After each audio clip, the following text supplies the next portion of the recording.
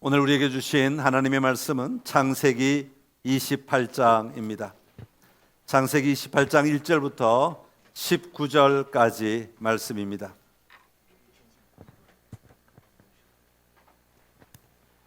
창세기 28장 1절부터 19절까지 저와 여러분이 한 절씩 교독하겠습니다.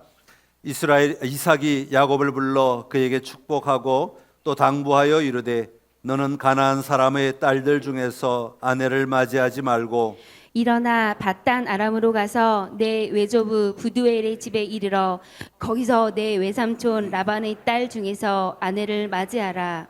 전능하신 하나님이 내게 복을 주시어 내가 생육하고 번성하게 하여 내가 여러 족속을 이루게 하시고 아브라함에게 허락하신 복을 내게 주시되 너와 함께 내 자손에게도 주사 하나님이 아브라함에게 주신 땅 곧 내가 거류하는 땅을 내가 차지하게 하시기를 원하노라. 이에 이삭이 야곱을 보내매 그가 밧단 아람으로 가서 라반에게 이르렀으니 라반은 아람 사람 브두엘의 아들이요 야곱과 에서의 어머니 리브가의 오라비더라. 에서가 본즉 이삭이 야곱에게 축복하고 그를 밧단 아람으로 보내어 거기서 아내를 맞이하게 하였고 또 그에게 축복하고 명하기를 너는 가나안 사람의 딸들 중에서 아내를 맞이하지 말라 하였고 또 야곱이 부모의 명을 따라 밧단 아람으로 갔으며 에서가 또 본즉 가나안 사람의 딸들이 그의 아버지 이삭을 기쁘게 하지 못하는지라. 이에 에서가 이스마엘에게 가서 그 본처들 외에 아브라함의 아들 이스마엘의 딸이요 느바요스의 누이인 마할랏을 아내로 맞이하였더라. 야곱이 브엘세바에서 떠나 하란으로 향하여 가더니 한 곳에 이르러는 해가 진지라 거기서 유숙하려고 그곳에 한 돌을 가져다가 베개로 삼고 거기 누워 자더니 꿈에 본즉 사닥다리가 땅 위에 서 있는데 그 꼭대기가 하늘에 닿았고 또 본즉 하나님의 사자들이 그 위에서 오르락 내리락 하고 또 본즉 여호와께서 그 위에 서서 이르시되 나는 여호와니 너의 조부 아브라함의 하나님이요 이삭의 하나님이라 내가 누워 있는 땅을 내가 너와 내 자손에게 주리니 내 자손이 땅의 티끌같이 되어 내가 서쪽과 동쪽과 북쪽과 남쪽으로 퍼져나갈지며 땅의 모든 족속이 너와 내 자손으로 말미암아 복을 받으리라. 내가 너와 함께 있어 내가 어디로 가든지 너를 지키며 너를 이끌어 이 땅으로 돌아오게 할지라 내가 네게 허락한 것을 다 이루기까지 너를 떠나지 아니하리라 하신지라. 야곱이 잠이 깨어 이르되 여호와께서 과연 여기 계시거늘 내가 알지 못하였도다.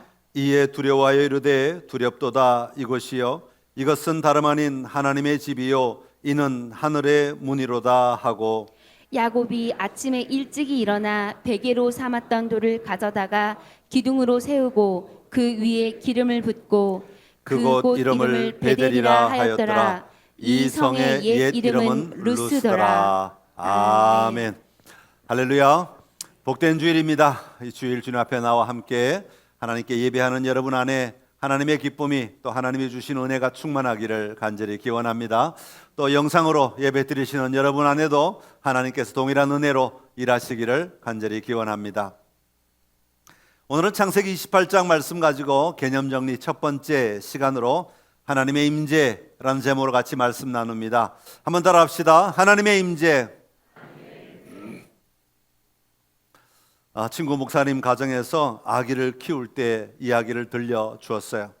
제 마음에 품고 있다가 오늘 이 얘기를 나누면 좋겠다 싶어서 들려드립니다. 한 번은 아기 엄마는 다른 방에서 볼일을 보고 있고 이 아기를 재우려고 이 아빠가 방으로 안고 들어갔습니다. 그런데 아기는 잠을 자지 않고 계속해서 아빠에게 뭘 요구하냐면 자장가를 불러달라는 겁니다. 그래서 아빠가 아기를 또닥또닥 하면서 자기가 알고 있는 자장가를 불러주었습니다.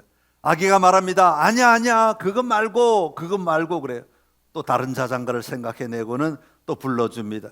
또 아기가 말합니다. 아니야 그것 말고 또 다른 자장가를 불러줍니다. 아빠는 자기가 알고 있는 최대한의 지식을 다 동원해서 자장가를 다 불러주는데도 불구하고 때를 쓰면서 드디어 울기 시작하는 겁니다. 울면서 말하기를, 그거 있잖아, 똥 싸네 그거 불러달라는 겁니다. 아니, 아빠가 아무리 생각해봐도 자장가에 똥 싸네가 들어가는 이 말이 참 어울리지 않잖아요. 이게 참 맞지 않는 그런 단어인데, 그런 단어가 들어가는 자장가가 뭐가 있을까? 아무리 생각해봐도 생각이 나질 않는 겁니다. 그런데 아기는 이제 점점 더 심하게 울기 시작합니다. 여러분, 남자들이 아기를 봐보신 경험이 있으시면 잘 이해하실 거예요. 처음에는 참 친절하게 가서 아기를 보지만 이 아기가 떼를 쓰고 울기 시작하고 발버둥 치기 시작하면 이 안에 막 화가 나기 시작하고 아기를 그냥 집어 던지고 싶은 마음이 막 일어날 정도까지 되었습니다. 그럴 때 마침 엄마가 이제 볼일을 마치고 이 방으로 오게 된 거예요. 왜 그러느냐고. 그때 아빠가 얘기합니다. 내가 자장가를 다 불러줬는데 얘가 만족하지 못한다고, 똥싸네를 불러달라는데 도대체 그런 자장가가 어디 있냐고. 그랬더니 엄마가 웃으면서 노래 제목을 알려줍니다. 그거 불러주면 된다고. 그게 뭐냐면 브람스의 자장가였습니다. 모차르트의 자장가였습니다. 제가 불러드리겠습니다. 잘 자라 우리 아가, 앞들과 뒷똥 싸네. 아빠는 도저히 알 수 없는 자장가이지만 아기의 생각으로, 아기의 지식으로, 아기의 들은 상식으로 이건 똥싸네 노래인 거죠. 똥싸네를 불러달라는 겁니다. 아기는 자기가 듣고 느낀 대로 말한 것입니다. 여러분, 우리 신앙도 그렇지 않습니까? 우리가 알고 있는 신앙의 용어나 단어의 개념을 분명히 알지 못하고 사용할 때가 있습니다. 그러다 보니까 우리 신앙이 자꾸 내가 원하는 대로 그 신앙이 기울어져 가는 것을 경험하게 됩니다. 제가 우리 교인들 가운데 신앙의 개념들을 좀 정리하면 좋겠다 하는 마음이 있어서 어떻게 하면 좋을까 고민하고 있을 때 발견한 책이 하나 있어요. 신앙은 개념이다 라는 책인데, 이 책에 보니까 주제들을 쭉 적어놨는데 성도들이 혼란을 가질 만한 개념들을, 단어들을 쭉 적어놨는데 이걸 정리하면 좋겠다 하는 마음이 들어서 제가 그 제목들을 좀 가지고 와서 여러분과 함께 나누면서 개념 정리를 좀 하려고 하는 겁니다. 그래서 오늘 개념 정리 첫 번째 시간으로 오늘은 하나님의 임재라는 이 말을, 이 용어를 좀 살펴보려고 합니다. 여러분, 사실 하나님의 임재라고 하는 말은 우리 교회가 굉장히 많이 사용하는 용어 가운데 하나입니다. 그런데 성경에 보면 이 임재라는 단어가 몇 번 등장하는고 하면 딱 한 번 등장합니다. 어디에 등장하냐면 에스겔 37장 1절에 딱 한 번 등장해요. 에스겔 37장은 무슨 책이냐, 무슨 내용이냐 하면 마른 뼈들을 일으켜서 하나님의 군대가 되게 하는 그런 내용인데, 그 시작을 이렇게 말하고 있습니다. 여호와께서 권능으로 내게 임재하시고 그의 영으로 나를 데리고 가서 골짜기 가운데 두셨는데 거기 뼈가 가득하더라. 그렇게 시작하는데 여기에 딱 한 번, 성경 전체를 통틀어서 여기에 딱 한 번 등장하고 있는 단어가 임재라는 단어입니다. 그런데 우리는 신앙생활하면서 굉장히 많은 경우 이 임재라는 단어를 사용하고 있다는 말이죠. 중요한 것은 성경에 아무리 똑같은 단어가 없다 하더라도 그 단어를 설명하거나 표현하는 내용이 있을 때 우리는 그 내용을 함축하여 그 단어를 사용해서 우리가 사용하는 경우들이 종종 있습니다. 삼위일체 같은 경우도 성경에는 삼위일체라는 단어가 전혀 나오지 않지만 우리는 삼위일체 하나님이 성경에 얼마나 많이 등장하는가를 알고 있기 때문에 당연히 삼위일체라는 단어는 우리에게 친숙한 단어이고 마땅히 우리가 고백해야 하는 단어로 사용하고 있는 것과 같은 것입니다. 그런 단어 가운데 하나가 바로 임재라는 단어입니다. 여러분 교회 오실 때 무엇을 기대하십니까? 찬양 드릴 때나 설교를 드릴 때나 설교를 들을 때나 아니면 기도를 할 때 이런 다양한 순서들 속에서 우리가 기대하는 것은 무엇입니까?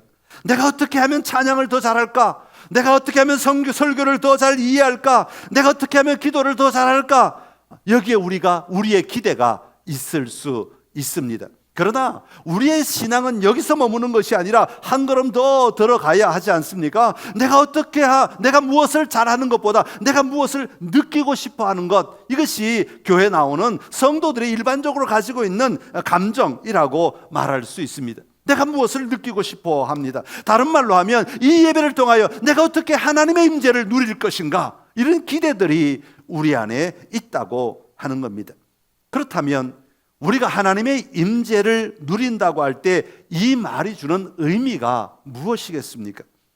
우리가 평소에 하나님의 임재를 느낀다고 하거나 하나님의 임재를 경험한다고 할 때 일반적으로 이 임재라는 말이 주는 의미는 뭐냐 하면 하나님의 드러나심, 하나님의 나타나심, 이런 의미가 담겨 있습니다. 그런데 여기서 주의할 것은 하나님의 나타나심이라고 하니까 저 멀리 계시다, 하나님께서는 저 멀리 계시다가 우리가 기도하며 부를 때, 간절히 찬양하며 부를 때 하나님이 저기 계시다가 여기로 오시는 것으로 생각할 수가 있다는 거예요. 그런데 이건 착각입니다. 잘못된 개념입니다. 요즘 텔레비전에 보면 연속극이나 오락이나 여러 군데서 무당이나 무속 종교들이 등장하면서 거기에 나오는 용어들을 많이 사용하고 행위들을 많이 보여줄 때가 있습니다. 여러분, 이 매스미디어의 영향은 굉장하지 않습니까? 우리가 그걸 자꾸 보다 보면 그게 너무 자연스러워지고 그게 일상적인 것처럼, 우리의 마치 진리인 것처럼 느껴지게 되는 것인데요, 무당이 뭐라고 말합니까? 종을 흔들면서 왔다 억울하게 죽은 네 딸이 왔다, 그러면서 마치 딸의 귀신이 자기에게 임하였다고 그렇게 말하면서 그 딸의 목소리로 말을 하는 거 아닙니까? 그러니까 이 무당은 평소에는 그 딸하고는 전혀 상관없이 살아가다가 필요할 때 요청을 하면 그 딸의 귀신이 자기에게 임한다라는 것이에요. 이럴 때 임하였다라는 단어를 사용하는 거죠. 그러니까 이 한국인의 정서로는 매우 자연스럽게 우리에게 드는 생각이 뭐냐 하면 귀신은 아니면 신은 우리가 부르면 우리에게 온다. 평소에는 나와 상관없이 있다가 우리가 부르면 우리에게 온다. 이런 생각들이 자연스럽게 우리에게 들어있는 것입니다. 그러나 성경에서 보여주고 있는 하나님의 임재, 하나님의 나타나심은 그런 의미가 아닙니다. 여러분, 멀리 계시던 하나님께서 여기 오셨을 때 우리가 임재하셨다, 그렇게 말하지 않는다는 것입니다. 여러분, 우리가 믿는 바는 무엇입니까? 하나님은 언제나 우리와 함께 계시는 하나님이십니다. 여러분, 우리가 예수님을 믿을 때 하나님은 우리와 동행하시며 우리의 삶의 자리에 언제나 함께 계시는 분이십니다. 그래서 뭐라고 고백합니까? 임마누엘의 하나님이다, 그렇게 고백하는 겁니다. 여러분이 어디에 있든지 오늘 교회에 나와서 하나님을 만나는 것이 아니라 여러분이 집에 있든지, 여러분이 직장에 있든지, 여러분이 어디에 있든지, 여러분이 혼자 있든지 다른 사람과 같이 있든지, 믿는 사람과 같이 있든지 믿지 않는 사람과 같이 있든지 하나님은 여러분과 함께 하시는 분이십니다. 하나님은 여러분이 어디에 있든지 여러분과 동행하시는 하나님이신 것입니다. 이것이 우리가 고백하는 것이고 이것이 우리가 믿는 하나님의 모습입니다. 그렇다면 하나님의 임재는 뭐예요? 우리가 그렇게 하나님이 나와 함께 하고 계시는데 이 하나님의 임재가 있다라는 말은 그런 하나님이 자신을 드러내 보여주시는 것, 자신을 표현해 내시는 것, 이것을 가리켜서 하나님의 임재라고 말하고 있는 겁니다. 여러분, 사람은 하나님을 볼 수가 없습니다. 왜냐하면 하나님은 형상이 없으신 분이시기 때문에 그렇습니다. 그래서 하나님은 볼 수도 없고 하나님을 본 자가 없다, 그렇게 성경은 분명하게 말씀하고 있습니다. 그렇기 때문에 우리가 살아계신 하나님을 경험하기 위해서는 하나님이 자신을 드러내 주셔야, 다시 말하면 하나님이 자신을 표현해 주셔야 우리가 그 하나님을 경험하고 누릴 수 있게 되는 것입니다. 자, 그렇다면 왜 하나님은 자신을 드러내시겠는가 하는 겁니다. 왜 하나님께서 임재하시겠는가 하는 것입니다. 오늘 본문의 말씀으로 좀 살펴보려고 합니다. 오늘 본문은 야곱이 형 에서를 피하여서 삼촌이 사는 밧단 아람으로 가는 도중에 일어난 사건입니다. 오늘 보면 12절에 보면 이렇게 말합니다. 꿈에 본즉 사닥다리가 땅 위에 서 있는데 그 꼭대기가 하늘에 닿았다, 그렇게 말하죠. 그 다음에 또 뭐라고 그래요? 또 본즉 하나님의 사자들이 그 위에서 오르락내리락 한다, 그렇게 말합니다. 자, 야곱은 아마 그의 생애 처음 아니겠어요? 하나님께서 그의 눈을 열어서 하나님이 스스로 나타나심을 볼 수 있게 되었던 것입니다. 그런데 13절에 보면 또 본즉 여호와께서 그 위에 서서 뭐라 그랬어요? 이르시되 그랬어요. 이르시되라는 말은 무슨 뜻이에요? 말씀하셨다는 겁니다. 하나님이 친히 말씀하셨다는 겁니다. 나는 여호와니 너의 조부 아브라함의 하나님이요 이삭의 하나님이라. 내가 누워있는 땅을 내가 너와 내 자손에게 주리니. 자, 야곱은 지금 하나님의 나타나심이 어떻게 나타났습니까? 처음에는 눈으로 볼 뿐 아니라 귀로 듣는 것으로 하나님이 나타나셨다. 이게 하나님의 임재라는 것을 말하고 있습니다. 여러분, 하나님은 야곱과 원래 함께 하셨습니다. 그러다가 지금 이 광야에서 야곱이 느낄 수 있도록 하나님께서 자신을 나타내 보여주신 거예요. 자신을 드러내 보여주신 것입니다. 15절에 보면 이렇게 말합니다. 우리 15절 말씀 성경 보시면서 15절 같이 읽겠습니다. 내가 너와 함께 있어 내가 어디로 가든지 너를 지키며 너를 이끌어 이 땅으로 돌아오게 할지라. 내게 허락한 것을 다 이루기까지 너를 떠나지 아니하리라 하신지라. 아멘. 여러분, 갑자기 보였다고, 갑자기 들렸다고, 하나님이 갑자기 나타나신 것이 아니다라는 것을 야곱에게 분명히 말씀하고 있습니다. 내가 너와 함께 있어 내가 어디로 가든지, 하나님은 어디로 가든 우리가 어디에 있든지 함께 하시는 하나님, 우리를 지켜주시는 하나님, 우리를 이끌어주시는 하나님, 우리를 인도하시는 하나님, 우리의 발걸음을 인도하시는 하나님이시라고 말씀하고 있습니다. 내가 내게 허락한 것을 다 이루기까지 너를 떠나지 아니하리라. 네가 느끼든 느끼지 않든 하나님은 결코 너를 떠나지 아니하시는 하나님이시다라고 말씀하고 있는 겁니다. 그러나 그 하나님께서 이 광야의 순간에 하나님은 야곱에게 자신을 나타내 보여주신, 자신을 드러내 보여주셨던 것입니다. 자, 이런 하나님을 향하여 야곱이 뭐라고 고백합니까? 16절의 말씀, 우리 16절 같이 읽어 보겠습니다. 야곱이 잠이 깨어 이르되 여호와께서 과연 여기 계시거늘 내가 알지 못하였도다. 아멘. 하나님은 여기 계셨어요. 하나님은 과거에도 나와 함께 하셨고, 하나님은 내가 태어나기 전부터 함께 하셨고, 내 모든 삶의 여정에 하나님은 함께 하셨어요. 그런데 자기가 알지 못했다는 거예요. 자기가 깨닫지 못했다는 거예요. 자기가 발견하지 못했다는 거예요. 왜? 하나님께서 자신을 드러내지 않으셨기 때문에 모를 수도 있지만, 자기 생각, 자기 고집, 자기 욕심에 사로잡혀 있을 때 하나님을 인식하기가 어렵더라는 거예요. 하나님을 깨닫기가, 하나님이 계신 것을 발견하기가 쉽지 않더라 하는 것을 이야기하고 있는 겁니다. 여러분, 내가 알지 못한다고, 내가 느끼지 못했다고, 내가 경험하지 못했다고 하나님이 함께 계시지 않은 것이었습니까? 그렇지 않다는 거예요. 하나님은 언제나 함께 계셨습니다. 그러다가 내가 내 고집, 내 생각, 내 주장 멈추었을 때 그 어느 순간에 하나님은 자신을 드러내 주신 것이고, 하나님이 자신을 드러내 주셨을 때, 하나님이 자신을 표현해 주셨을 때, 그때서야 비로소 하나님의 나타나심을 보고 듣고 누릴 수 있게 되었던 것입니다. 이것을 가리켜 하나님의 임재라는 말로 표현하는 겁니다. 여러분, 우리는 예수님을 나의 주님으로 믿고 사는 사람들입니다. 여러분, 예수님이 나의 구세주가 되셨습니다. 예수님이 나의 구원자가 되셨습니다. 이제는 예수님이 나의 주인이십니다 라고 분명히 믿고 사는 사람들입니다. 여러분, 타락한 사람들은 하나님을 인식할 수 없다고 성경은 분명히 말씀했어요. 하나님을 만날 수 없어요. 그러나 우리가 예수님을 믿음으로 말미암아 예수님께서 그 하나님과 우리의 사이의 관계를 다시 연결시켜 주심으로 말미암아 우리는 넉넉히 하나님을 알 수 있고, 하나님을 만날 수 있고, 하나님을 누릴 수 있는 자리로 나아가게 된 것입니다. 그러기에 이 온 땅에 충만하셔서 자신을 드러내시는 하나님을 우리가 인식하며 살아갈 수 있는 것, 우리가 그 하나님을 바라보며 살아갈 수 있는 것, 이것이야말로 우리에게는 얼마나 놀라운 축복이고 놀라운 은혜인지 모릅니다. 성경에 보면 하나님은 다양한 방법으로 자신을 자기 백성에게 드러내신 것을 볼 수가 있습니다. 모세에게는 어떻게 자신을 드러냈습니까? 가시떨기 나무에 불꽃으로 하나님은 자신을 드러내셨어요.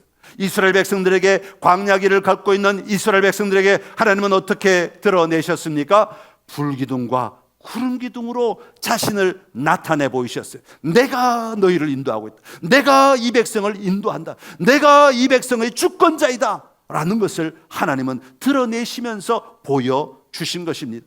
심지어는 발람이라는 사람에게는 하나님께서는 나귀를 통하여 말씀하심으로 자신을 드러내신 경우도 있습니다. 그리고 신약으로 넘어오면 예수님은 예수님 자신이 바로 하나님이시라고 말씀하세요. 그래서 나를 본 자는 누구를 봤다고요? 아버지를 봤다고. 이 말은 무슨 뜻이에요? 예수님을 보는 것이 곧 하나님 아버지의 현현, 하나님 아버지의 나타나심을 보는 것이다. 하나님 아버지의 드러내심을 본 것이다. 예수님이야말로 이 땅에 오신 하나님의 모습이다 라고 말씀해 주신 것이죠. 그리고 예수님이 부활하셔 승천하신 다음에 오순절날 되었을 때는 어떤 일이 일어났습니까? 그곳에 모인 사람들 각 사람 머리 위에 불꽃으로 성령이 충만하게 임하셨다 그랬어요. 하나님께서는 불꽃으로 임하여 주셔서 내가 너희와 함께하고 있고 내가 너희를 돕고 있고 내가 너희를 이끌고 있다고 보여주신 것입니다. 드러내신 것입니다. 여러분에게는 하나님께서 어떻게 드러나셨습니까? 많은 사람들이 신앙생활 하면서 여러 가지 경험들을 하며 사셨을 줄로 압니다. 지금까지 신앙생활 하면서 각자 나름대로 하나님은 나에게 이렇게 나타나셨어. 하나님은 이렇게 자신을 나에게 드러내셨어 라고 고백하며 사실 것입니다. 그런데 꼭 밖으로 보이는 것, 밖으로 들리는 것만이 하나님의 드러나심, 하나님의 임재의 전부가 아니라는 것을 우리는 기억해야 합니다. 경험만 너무 중요하게 여기면 내 안의 믿음과 확신이 흔들릴 수밖에 없어요. 그렇기 때문에 밖에 드러나는 것도 하나의 하나님의 드러나심의 표현일 수 있지만 동시에 하나님은 우리 안에서도 일하시는 하나님이십니다. 그래서 내 안에 내가 말씀을 읽을 때 아멘 확신이 들고 내가 설교를 들을 때 아멘 이라는 마음이 들면 하나님이 자신을 드러내시는 거예요. 내 안에 감동으로 하나님께서 하나님의 나라의 일들을 드러내시는 것이죠. 그래서 내 안에서 깨닫게 하시고 알게 하시고 확신하게 하시는 것도 하나님의 임재라고 우리는 표현하는 것입니다. 여러분, 우리 선창의 모든 가족들은 이렇게 임재하시는 하나님 날마다 누리며 살아가는 은혜가 있기를 간절히 기원합니다. 자, 그렇다면 왜 하나님의 임재가 우리의 삶에 중요하겠는가 하는 것입니다. 코로나 이후 한국인의 55%가 외롭다라고 말한대요. 여러분도 그러십니까? 55%면 굉장히 많은 사람들이 외롭다는 거예요. 여러분, 왜 외롭겠습니까? 주변에 사람이 없기 때문이겠습니까? 아니요. 늘 우리는 같이 살아가요. 물론 집에서 좀 고립되는 경우, 직장에서 좀 조심하는 경우 그런 것은 있긴 하겠지만 그러나 우리는 늘 사람들과 함께 살아가는 존재들입니다. 사람이 없기 때문에 외로운 것이 아니에요. 누군가 옆에 있지만 깊은 관계가 없기 때문에 외로운 거예요. 아무리 사람이 있어도 친밀함이 없으면 외롭게 되어 있어요. 관계가 깊어지지 않으면 혼자 있는 것과 다를 바가 없단 말이죠. 외로워지게 되어 있어요. 하나님은 자기 자녀들과 친밀함을 누리며 살아가기를 원하시는 분이십니다. 하나님은 단순히 그냥 내가 네 옆에 그냥 서 있을게, 내가 너와 함께 그냥 걸어가 줄게, 그 정도로 만족하시는 하나님이 아니시라 하나님은 자기 백성들과 자기 사람들과 함께 친밀함을 누리며 관계 속에서, 깊음의 관계 속에서 함께 이야기 나누고 함께 삶을 고민하며 함께 문제를 풀어가고 함께 그 삶을 돌파하며 함께 그 일들을 이루어가며 살기를 원하시는 하나님이시다라는 겁니다. 이걸 한마디로 친밀하신 하나님이시다라는 거죠. 그래서 하나님은 우리를 언제나 이 친밀함의 자리로 우리를 부르시는,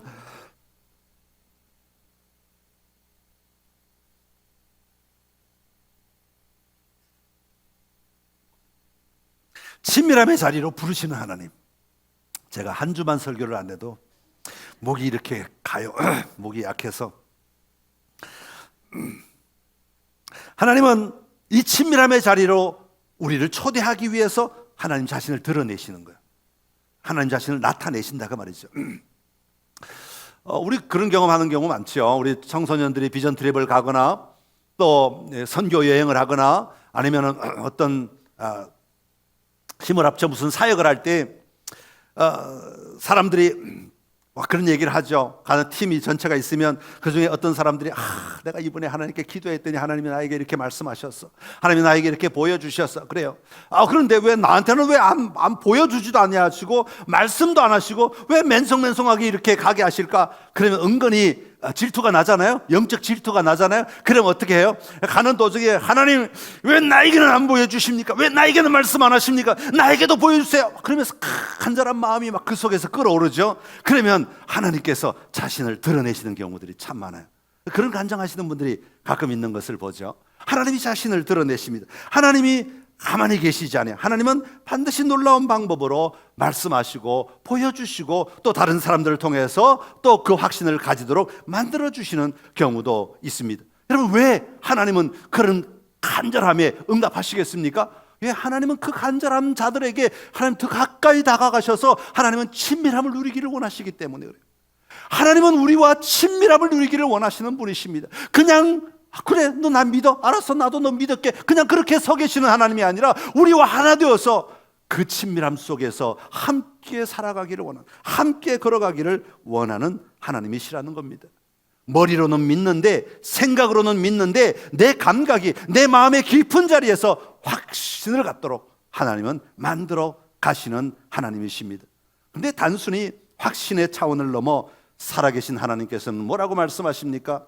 내가 너를 사랑한다, 내가 너와 동행하기를 원한다, 내가 너를 지켜주기를 원한다, 이것 말씀하시면서 그것을 누리며 담대하게 살아가라고 하나님은 우리에게 임재하시는 것입니다. 오늘 본문 17절에 보면 하나님의 임재를 경험한 야곱이 가진 감정을 소개하고 있습니다. 그 감정이 무엇냐 하면 바로 두려움이라고 하는 거예요. 여러분, 우리 17절의 말씀을 한번 읽어보겠습니다. 시작.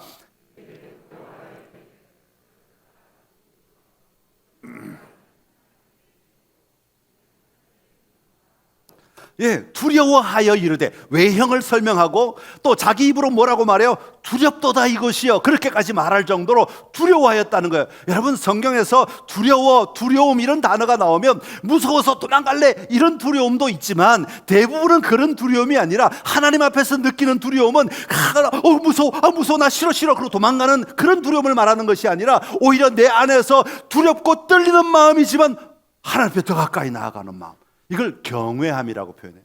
하나님을 경외할 때 하나님의 얼굴을 뵌다는 것이 너무 두렵고 너무 무서운 일이지만 그러나 그 앞에 엎드리고 싶고 그 앞에 옷자락을 보고 싶고 그 손을 내밀고 싶어 그 하나님이 나를 만져주심을 기대하게 만드는 그 마음, 그게 경외함, 그걸 두렵다고 표현하고 있는 거예요. 여러분, 우리가 흔히 소름 돋았어 그런 말 하잖아요. 요즘 젊은 사람들이 많이 쓰는데, 소름 돋았다고 도망가는 사람 없어요. 소름 돋았다고 너무 놀라워서, 너무 경이로워서, 우와 어떻게 나에게 이런 일이, 어떻게 하나님이 이렇게 드러나실 수 있냐, 우와 정말 하나님이 살아계시네, 우와 나에게도 하나님은 나에게 말씀하시네, 우와 나에게도 하나님은 일하고 계시네, 이런 경험을 하는 것을 소름 돋았어 이런 말로 표현하고 있는 거죠.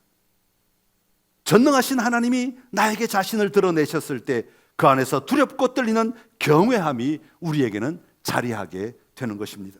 그럴 때 야곱은 어떻게 하였습니까? 18절에 보면 아침에 일찍 일어나 베개로 삼았던 돌을 가져다가 기둥으로 세우고 그 위에 기름을 붓고 그곳 이름을 베델이라 불렀다. 하나님의 집이라고 불렀다. 하나님 앞에 예배하는 일이 일어났다, 그 말이죠. 그런 두려움을 경험하고 하나님의 임재를 경험하고 하나님의 그 친밀하심을 경험하고 났을 때 그 아침에 일어나 하나님을 온전히 제대로 예배하는 예배가 일어나게 되었고, 그걸로 끝나는 게 아니죠. 그 뒤에 보면 무슨 내용이 나옵니까? 하나님 앞에 약속하는 내용이에요. 내가 이렇게 살겠습니다, 내가 이제는 하나님을 의지하여 이렇게 살겠습니다 라고 하는 결단의 자리로 나아가게 된 것입니다. 여러분, 그동안 야곱은 어떻게 살았습니까? 어머니의 뱃속에서 형의 발꿈치를 잡고 자기가 먼저 나가겠다고 발버둥치며 살았던 사람입니다. 형이 가진 장자의 명분을 차지하려고 기회만 엿보던 삶이었습니다.